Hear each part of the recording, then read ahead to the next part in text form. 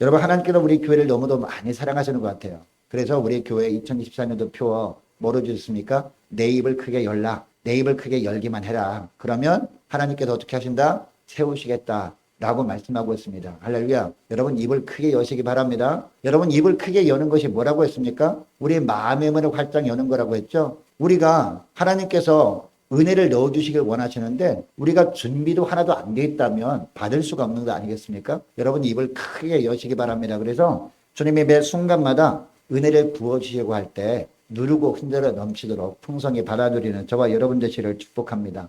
여러분, 내 입을 크게 열라 내가 채우리라. 이 말씀 제목을 우리가 송구영신 예배 때 들었죠. 그때는요, 이론편입니다. 이론편. 자, 오늘은 두 번째 시간. 우리가 첫째 시간에 이론편 우리가 들었으면 오늘은 어떤 시간일까요? 실천편입니다. 할렐루야. 자, 우리 말씀 잘 들으시고 순종하시길 축복합니다. 여러분, 하나님은 2024년 한 해 동안 저와 여러분의 가장 좋은 것을 주시길 원하시는데 하나님이 주시길 원하시는 가장 좋은 것, 이것을 다른 표현을 하면 뭐라고 할 수 있을까요? 비전이라고 합니다. 여러분, 비전은요, 내가 하고 싶은 것, 이게 비전이 아니에요. 하나님이 우리에게 주시고 싶은 것, 하나님이 우리를 되게 하시는 것, 이게 비전인 줄 믿으시기 바랍니다. 자, 우리는 비전이라는 단어를 잘 안다고 생각합니다. 그래서 많은 분들이 이 비전이 뭐냐라고 할 때 내가 되고 싶은 것을 이야기하는 경우가 많거든요. 근데 이것은 어떻게 보면요, 비전이 아니라 단순히 내가 되고 싶은 뭐예요? 장래 희망에 불과하다는 겁니다.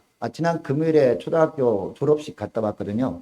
졸업하는 어린이들 졸업장을 받을 때 한 명 한 명 화면으로 보여주더라고요. 중앙에는 6학년 졸업식 때 찍은 졸업식 사진 찍었잖아요. 그 6학년 때 찍은 사진을 보여줍니다. 그리고 한 귀퉁이는요, 초등학교 입학할 때 사진을 보여주더라고요. 그러면서 이 아이가 얼마나 잘하는지 보세요라고 하면서 아이들 한 명 한 명을 보여주는데 그 밑에 보니까 장래 희망 이렇게 돼 있더라고요. 장래 희망은 비전이 아니죠. 뭐예요? 단순히 나의 소망이죠. 내가 뭐 되고 싶은 거. 근데 옛날에는 우리가 장래 희망하면 보통 뭐를 적었습니까? 판검사, 변호사, 의사, 간호사, 그리고 뭐 스튜어디스 이런 걸 적었잖아요. 근데 아이들 많이 달라졌어요. 옛날에는 그래도 자기가 원하는 이 마음은 꽁꽁 숨기고 사람들이 내가 어떤 희망을 갖고 있다라고 말할 때, 고개를 끄덕일 만한 그런 거를 적었잖아요. 본 마음은 숨기고. 근데 요새 아이들은 너무 솔직하더라고요. 그래서 장래 희망 보니까요, 대부분의 아이들이 뭐 검사, 판검사 이런 거의 없어요. 의사도 몇 명 안 됩니다. 근데 아이들이 어떤 걸 적는지 아십니까? 자, 우리 교회 6학년 졸업한 아이는요, 아빠 닮은 군인이 목표래요. 그래서 아빠를 얼마나 좋아하는지, 얼마나 사랑하는지 알게 되더라고요. 근데 어떤 아이를 보니까 장래 희망에 뭐라고 적혔냐면 어떤 아이는요, 돈 많은 백수가 꿈이래요.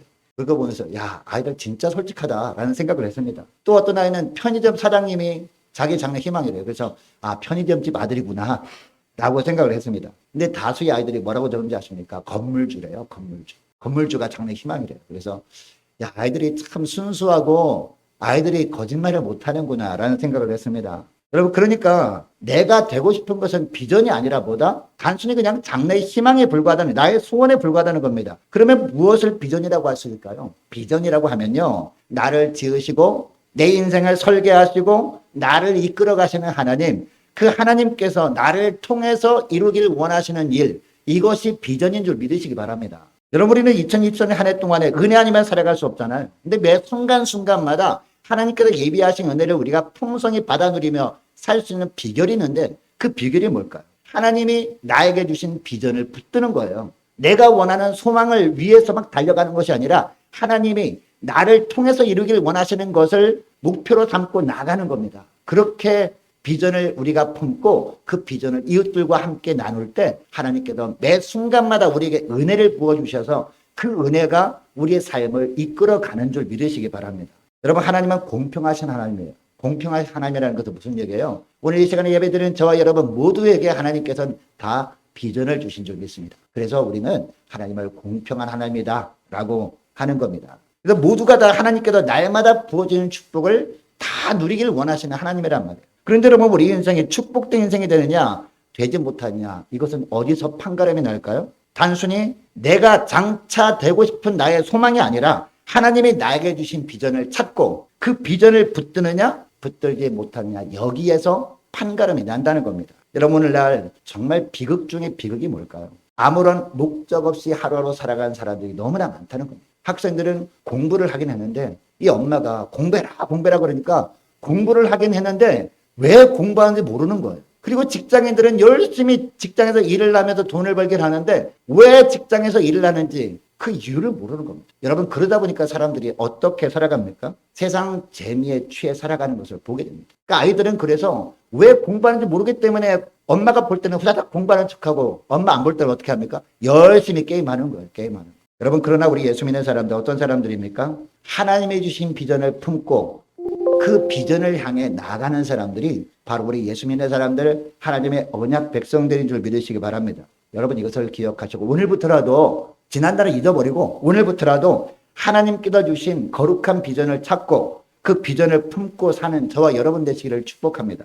여러분, 하나님은 역사를 하나님의 뜻대로 이끌어 가시는 하나님 아닙니까? 그런데 이 일에 하나님은 어떤 사람을 사용하시느냐? 하나님이 주신 비전을 품고 사는 믿음의 종들을 사용하시는 줄 믿으시기 바랍니다. 여러분, 하나님께서는요, 우리가 품은 비전의 그릇만큼, 그리고 비전의 크기만큼 역사하는 분인 줄 믿으시기 바랍니다. 그래서 우리 주님이 뭐라고 하십니까? 내 입을 적게 열라라고 하지 않죠. 그냥 내 입을 열라라고 하지 않고 어떻게 열라? 내 입을 크게 열라라고 하는 거예요. 왜? 하나님께서 그만큼 우리를 정말 위대하게 사용하길 원하셔서 내 입을 크게 열라, 내가 채우리라, 이런 말씀을 하시는 거란 말이에요. 여러분, 그런 의미에서 하나님은 오늘 본문을 통해서 우리에게 비전의 사람이었던 사도 바울의 삶을 보여주시는 겁니다.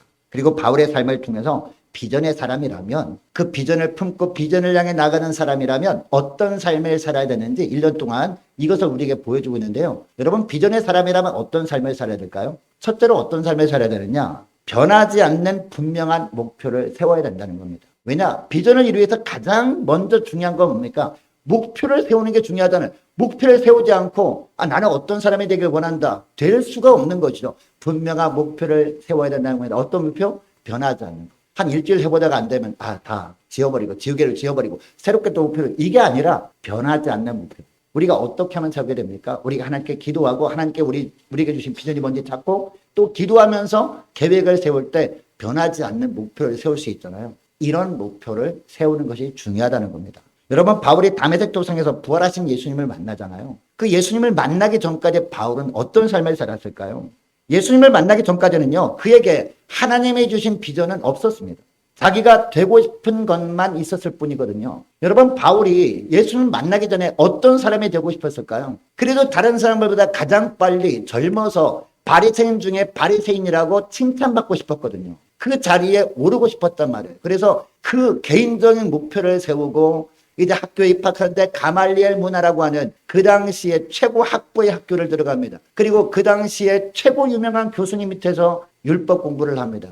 그리고 바울은 열심히 공부하다 보니까요, 그 학생들 사이에서 그리고 교수님들 중에서도 수재라는 칭찬을 받습니다. 모든 사람들이 부러움을 삽니다. 아마 우등생으로 졸업했을 겁니다. 그래서 많은 사람들에게, 이제 결혼도 하지 않은 청년이었는데 청년 시절에 바리새인 중에 바리새인이라는 칭찬을 받습니다. 율법을 그만큼 많이 알고 그리고 그만큼 경건하게 살아가는 사람이 없다라고 칭찬을 들었다는 것이죠. 그래서 자신이 학교에서 배운 이 율법 실력을 가지고 어떻게 합니까? 무슨 일을 해요? 예수 믿는 사람들을 핍박하며 다니기 시작합니다. 그래서 어느 날도 이처럼 자신이 그동안 공부했던 율법 실력을 가지고 예수 믿는 사람과 토론해서 제압해서 그 사람들을 붙잡아다가 이 유대인 공회에 넘기려고 어디로 가요? 다메섹 도상으로 간 겁니다. 다메섹으로 향해 가다가 부활의 주님을 만난 겁니다. 여러분, 그동안 자기가 되고 싶은 것을 얻기 위해서 살았는데 주님을 만난 이후부터 완전히 달라진 게 뭡니까? 그동안 자기가 되고 싶은 것은 다 내려놓습니다. 이제는 주님께서 그에게 주신 비전을 붙들고 살기 시작한다는 거죠. 여러분, 바울에게 주님이 주신 비전이 뭐예요? 이방인의 사도였잖아요. 그죠? 이방인의 사도가 무슨 얘기입니까? 땅 끝까지 가서 예수 믿지 않는 사람들, 그 사람들에게 예수님을 증거하는 이 사명을 비전으로 주셨다는 겁니다. 그래서 바울이 이것을 깨닫고 제일 먼저 한 것이 뭘까요? 흔들리지 않는 목표를 세운 겁니다. 여러분, 1차 목표가 뭐였습니까? 바울에게 로마로 가는 겁니다. 왜요? 로마가 그 당시에 세계의 중심이었거든요. 로마 제국이었잖아요. 그 당시에 로마 제국이었으니까 로마가 세계의 중심이었잖아요. 정치적인 중심이었습니다. 교육의 중심이었어요. 사회적인 중심이 바로 로마였다는 거죠. 야, 로마로 가서 복음을 전하면 모든 사람이 다 로마에 왔다 갔다 하잖아요. 그러면서 그 사람들이 나를 통해서 복음을 전해줄 사람들이 자기네 지방으로 가서 또 말씀을 전하겠구나라고 생각해도 로마로 가라고 합니다. 그 다음에 2차 목표가 뭡니까? 땅끝 선교. 그 당시에는요, 땅끝이 어디라고 얘기 들었어요? 천동설 시대였기 때문에 그 당시에 바다 끝이었어요. 바다라고 하면 지중해였잖아요. 지중해 끝이 어디였어요? 지중해 끝이 오늘날의 스페인이었단 말이에요. 그러니까 성경에는 서바나로 기록되어 있죠. 서바나까지 가서 복음을 전하는 게 바로 2차 목표였다는 겁니다. 그래서 또 오늘 보면 23절 말씀해 보니까 그 말씀이 나오죠. 23절 말씀 보시기 바랍니다. 이제는 이 지방에 일할 곳이 없고 또 여러 해 전부터 언제든지 어디로? 서바나로 갈 때에 너희에게 가기를 바라고 있었으니 라고 하고 있습니다. 바울은 지중해 서쪽 끝에 있던 서바나, 즉 지금의 스페인까지 가서 복음을 증가하는 걸 목표했습니다. 왜 그렇습니까? 하나님이 왜 그에게 이런 비전을 주셨습니까? 사도행전 1장 8절 말씀 때문이었다는 거죠. 여러분, 사도행전 1장 8절 말씀 어떤 말씀이에요? 너에게 성령이 임하시면 너희가 권능을 받고 예루살렘과 온 유대와 사마리아와 그 다음에 뭐요? 땅 끝까지 가서 내 증인이 되리라. 이런 말씀을 주셨단 말이에요. 그런 말씀을 바로 우리 주님께서 부활 승천할 때 그 모습을 보았던 사람들에게만 주신 것이 아니라 바로 바울에게도 주신 겁니다. 그래서 이방인의 사도라고 칭하신 것이죠. 여러분, 여기 땅 끝은 오늘날은 전 지구 곳곳에 가는 거지만 그 당시에 땅 끝을 어디로 여겼다고요? 서바나로 여겼다니까요. 그래도 서바나로 가리라 이런 말씀을 하는 겁니다. 이런 비전을 품은 겁니다. 이것을 위해서 일단 로마로 가서 전진 기지로 삼으려고 한 겁니다. 여러분, 이처럼 비전의 사람은요, 말만 하는 사람이 아니에요. 그냥 하나님이 나에게도 비전을 주셨습니다. 말만 하는 사람이 아니라 어떻게 하는 사람? 분명한 흔들리지 않는 목표를 세우는 사람이 바로 비전의 사람인 줄 믿으시기 바랍니다. 여러분, 말만 잘하는 사람은요, 뉴스 앵커들 말 얼마나 잘합니까? 간혹가다 우리 홈쇼핑 보잖아요. 거기에 쇼 호스트들 얼마나 말 잘합니까? 개그맨들 얼마나 말 잘합니까? 그리고 박달시장의 상인분들 얼마나 말 잘합니까? 그죠? 근데 우리 예수 믿는 사람들 말만 하는 사람이 아니에요. 우리가 하나님께서 주신 비전이 있다. 비전을 받았다라고 말을 했으면 어떻게 해야 돼요? 흔들리지 않는 계획을, 흔들리지 않는 목표를 세우실 수 있는 저와 여러분 되시기를 축복합니다.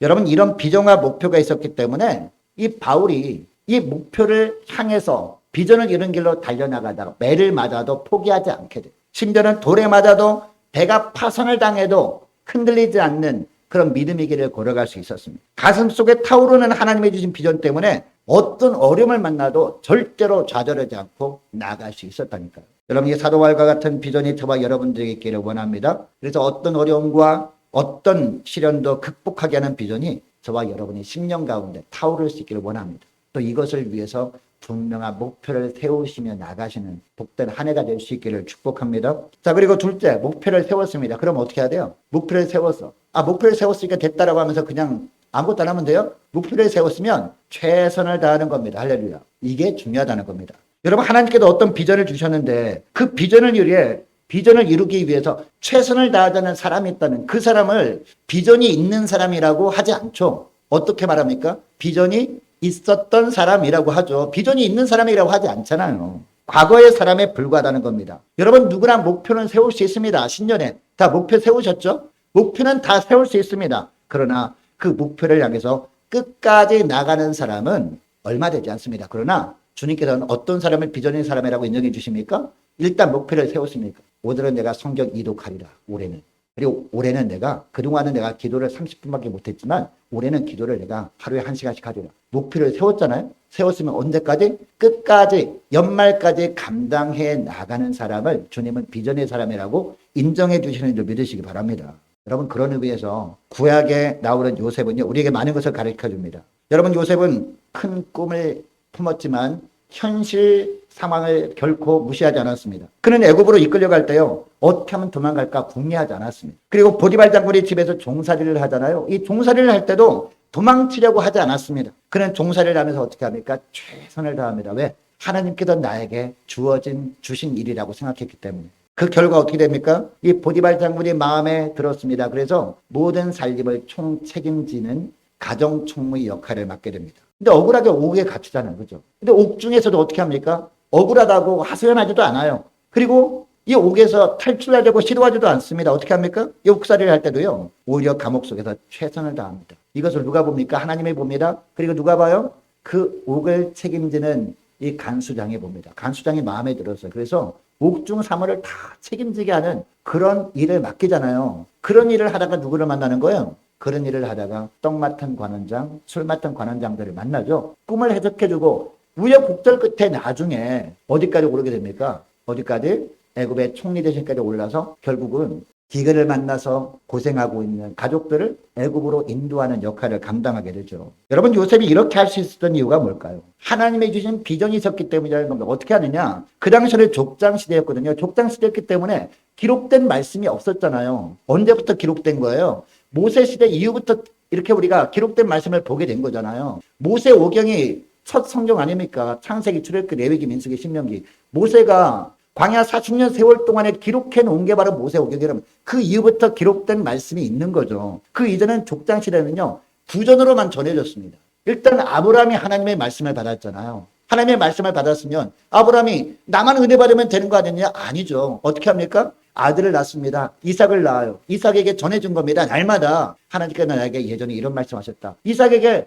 날마다 귀에 딱지가 될 정도로 날마다 전한 겁니다. 그러니까 이삭이 기억했을까요? 기억했겠죠, 당연히. 근데 이삭이 결혼을 합니다. 이제 아들을 낳습니다. 그 아들에게도 똑같이 아버지가 자기 때 했던 것처럼 하나님의 말씀을 전한 겁니다. 누구한테 전했을까요? 야곱에게 전한 겁니다. 야곱에게. 야곱에게 지속적으로 하나님의 말씀을 전해준 겁니다. 자기가 아버지 아브라함에게서 들었던 말씀을 똑같이 전한 겁니다. 야곱에게. 이 야곱은 또 어떻게 했을까요? 야곱이 12아들을 낳잖아요. 12아들을 낳을 때 야곱은 그냥 있었을까요? 그 아들이 어릴 때부터 계속 하나님께서 아브라함에게 주셨던 말씀, 그 아브라함이 자기 아버지 이삭에게 주셨던 말씀, 그 말씀을 똑같이 전한 겁니다. 이것을 누가 들었을까요? 누가? 요셉도 들었을 거 아닙니까? 요셉도 어릴 때부터 계속, 요셉이 아버지는 특별히 채색 옷을 지어 입혔다는 걸 보면요, 곁에 둔 겁니다. 곁에 두면서 지속적으로 요셉에게는 더 하나님의 말씀을 전한 거죠. 할렐루야. 그러니까 요셉이 자기가 형들이 시기로 말미암아 애굽으로 팔려갈 때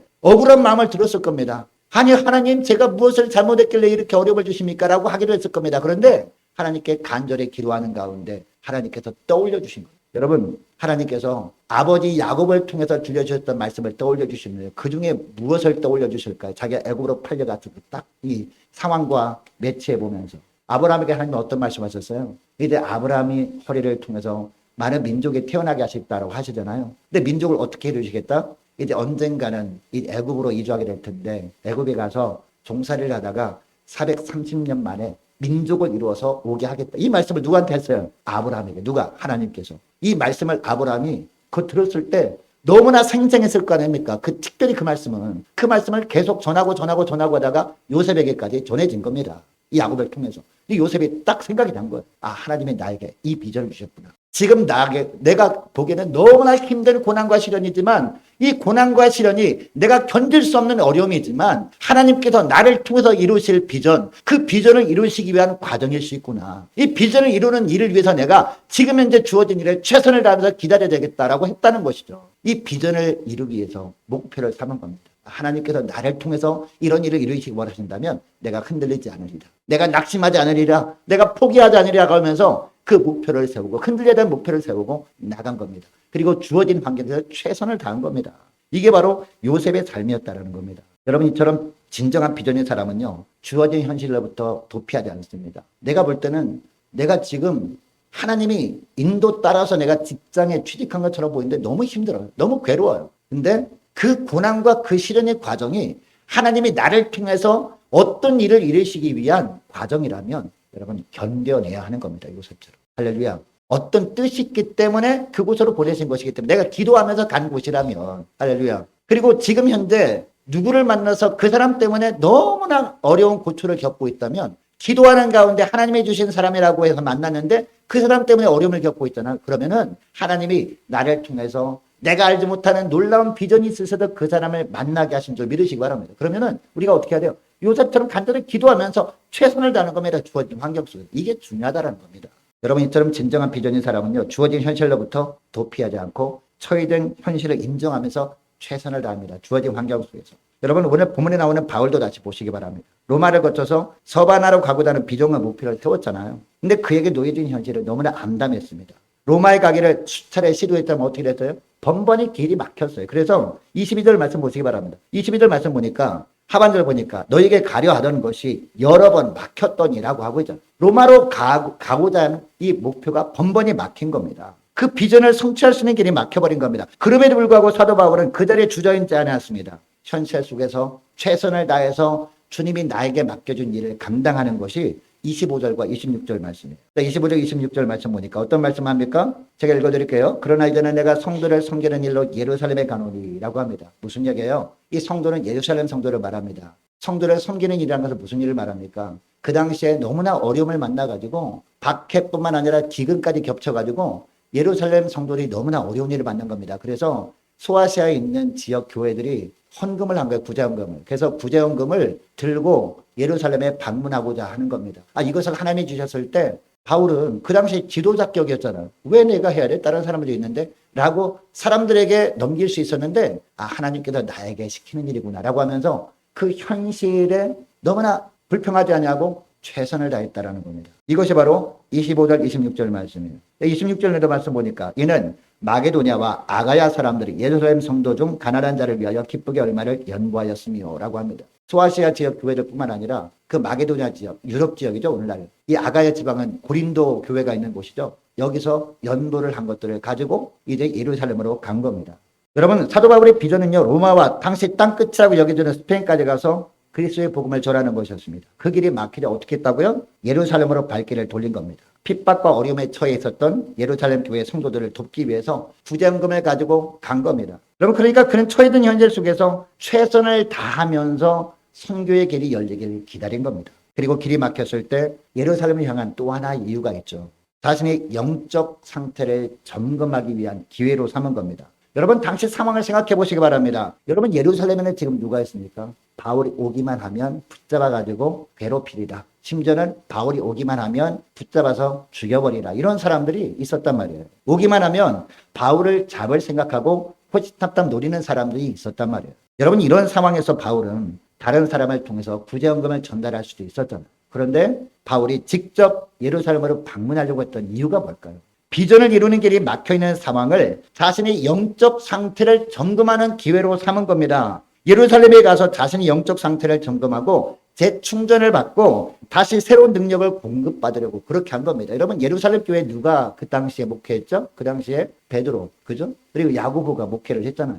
그리고 그 당시에 전 세계 교회 중심이 예루살렘 교회죠. 그러니까 예루살렘 교회 가서 이제 봉회도 참석하고 예배도 참석하고 함께 기도도 하고 은혜 받고 해서 다시 재충전 받으려고 간 거란 말입니다. 우리가 자동차가 간혹 고장날 때가 있잖아요. 자동차가 고장나면 어떡합니까? 수리점에 맡기잖아요. 자동차 고장났다고 그냥 자동차 못 쓸 거네 버려버리자. 그런 사람 없잖아요. 비싼 거니까. 수리점에 맡기면 여러분 서비스 센터에 가서 맡기면 자동차 수리하는 사람이 어떡합니까? 거기만 고칩니까? 아니잖아요. 거기만 고치는 것이 아니라 여기저기 다 봐줍니다. 전체 점검을 다 해준단 말이죠. 엔진 오일 다 점검해주고 라디에이터 물이 충분한가 그것도 점검해주고 뭐 브레이크 오일, 미션 오일, 심지어는 타이어까지 점검해주거든요. 그러니까 자동차가 약간 이상이 있을 때마다 자동차를 점검할 기회로 삼는 거죠. 우리의 삶도 마찬가지예요. 우리가 목표를 향해서 열심히 달리는 것도 좋지만 때로 길이 막혔다고 느낄 때 어떤 기회로 삼아야 된다는 거예요?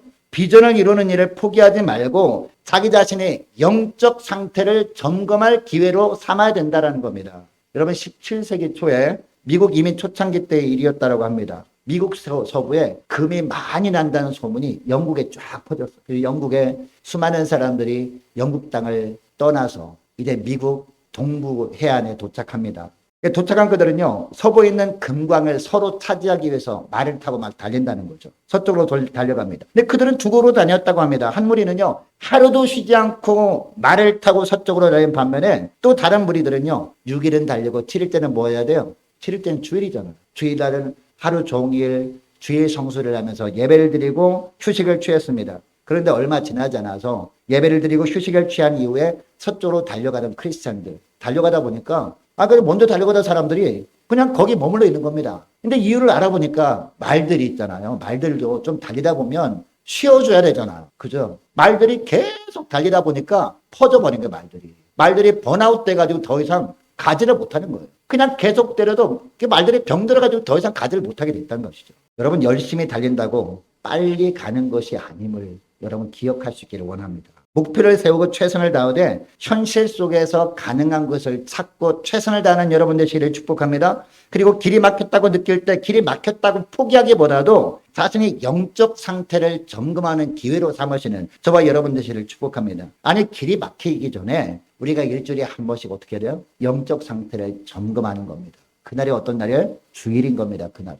여러분 주일도 쉬지 않고 계속 일한다고요. 빨리 가는 게 아니라니까요. 멀리 가는 게 아니에요. 빨리 간다고 끝까지 가는 게 아니라 중간중간에 쉬어줘야 된다니까요. 그래야 우리가 지치지 않고 마지막까지 2024년 마지막 순간까지 우리가 비전을 이루는 길로 끝까지 잘 달릴 수 있는 줄 믿으시기 바랍니다. 여러분 이것을 기억하시고 무엇보다 일주일에 한 번씩은요. 우리가 주일마다 정신을 바짝 차리고 어디에만 집중해야 돼요? 영적 충전을 받는 데만 집중해야 되는 거예요. 예배를 통해 영적 충전을 받고 다시 새 힘을 넣고 달려나가는 거예요. 6일 달리다가 또 일주일 만에 주일날 와서 영적 충전을 또 받고 6일 달려가는 겁니다. 그러다 보면 우리가 지치지 않고 끝까지 2024년 마지막 순간까지도 주님께서 부어주시는 은혜로 우리가 살게 되는 줄 믿으시기 바랍니다. 자, 그리고 셋째는 비전인 사람은 어떤 삶을 사느냐? 함께 기도한다는 거죠. 우리가 목표를 세울 수 있습니다. 목표를 세울 수 있어요. 그리고 최선을 다할 수 있습니다. 근데 끝까지 우리가 최선을 다할 수 있기 위해서는 뭐가 필요해요?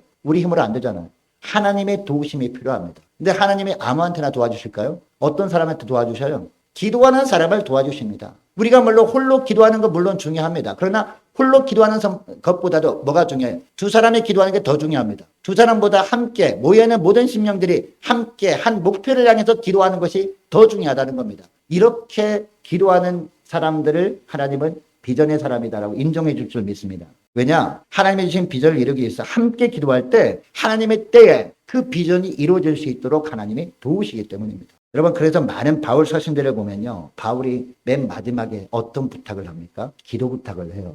오늘 본문에도 보세요. 로마 교회 성도들에게 기도를 부탁하고 있어요. 자, 30절 말씀 보시기 바랍니다. 30절 말씀 보니까 형제들아 내가 우리 주 예수 그리스도와 성령의 사랑으로 말미암아 너희를 권하노니 그 다음에 뭐라고 해요? 뭐라고 합니까? 너희 기도에 나와 힘을 같이 하여 나를 위하여 하나님께 그 다음에 뭐가 또 나와요? 빌어라고 하고 있습니다. 여러분 하나님께 비는 게 뭐예요? 기도잖아요. 기도. 함께 기도하자라고 하는 거죠. 왜? 기도가 아니면 될 수 없는 일이기 때문에. 왜? 하나님이 주신 비전은 하나님께서 나를 통해서 행하는 일이기 때문에 하나님의 도우심이 있어야 되기 때문에 이런 부탁을 하고 있는 겁니다. 이제 마지막이 될지도 모를 서바나 선교계획과 앞으로 예루살렘 방문시 닥쳐올지 모르는 유대인들의 위협을 생각하고 있었던 거예요. 그래서 긴급히 SOS 요청을 하는 거죠. 하나님께 요청도 하지만 또 사람들에게도 기도 요청을 하고 있는 겁니다. 여러분 오늘 보면 30절 이하를 통해서 알 수 있는 것이 뭡니까?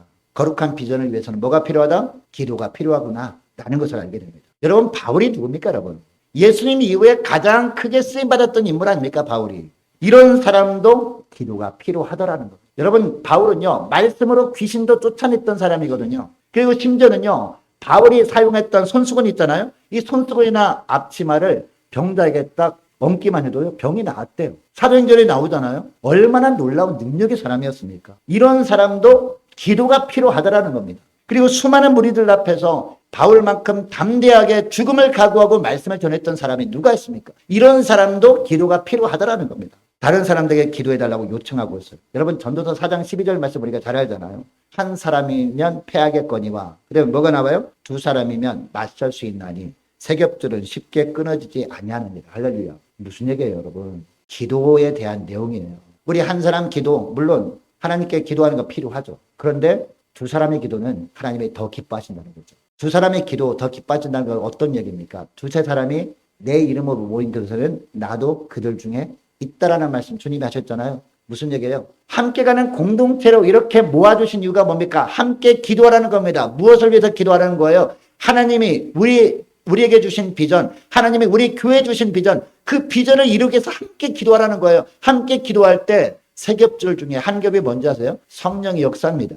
할렐루야. 성령께서 비로소 역사해 주시겠다라고 말씀하고 있다는 것이죠. 여러분 그러므로 좋은 기도의 동역자, 신실한 기도의 동역자들이 다 될 수 있기를 축복합니다. 여러분에게 비전을 주셨습니까? 그러면은 좋은 기도의 동역자, 신실한 기도의 동역자를 찾으시기를 축복합니다. 다 만나시기를 축복합니다. 함께 기도할 때 우리 주님께서 저와 여러분을 통해서 어떤 놀라운 비전을 이루신지 보면서 하나님께 영광 돌리시는 저와 여러분 되시기를 주 이름으로 축복합니다. 자, 기도하겠습니다. 하나님 아버지 감사합니다. 2024년 한 해 동안 주님께서 저희들에게 가장 좋은 것을 예비하시고 한 해를 시작하게 하심을 감사드립니다. 내 입을 크게 열라 내가 태우리라 말씀하신 주님의 말씀을 항상 가슴에 새기며 살게 하여 주옵소서. 무엇보다 내가 되고자 하는 소망보다 하나님께서 부어주시는 하나님 나라의 비전을 기도와 말씀을 통해서 찾고 그 비전을 품는 비전의 사람이 될 수 있도록 축복하여 주옵소서. 또한 비전을 이루기 위해 흔들리지 않는 목표를 기도하는 가운데 세우게 하시고 믿음의 길을 가다가 길이 막히는 상황을 만나도 낙심하기보다도 영적 상태를 점검하고 재충전하는 기회로 삼는 저희를 될 수 있도록 은총 내려 주옵소서. 특별히 주님께서 주신 비전은 함께 기도할 때 주님께서 도우심으로 이루어짐을 기억하고 다 함께 이를 위해 간절히 기도함으로 말미암아 영적으로 합력하는 저희를 될 수 있도록 은총 내려 주옵소서. 감사드리오며 우리 주 예수님의 이름으로 기도합니다. 아멘.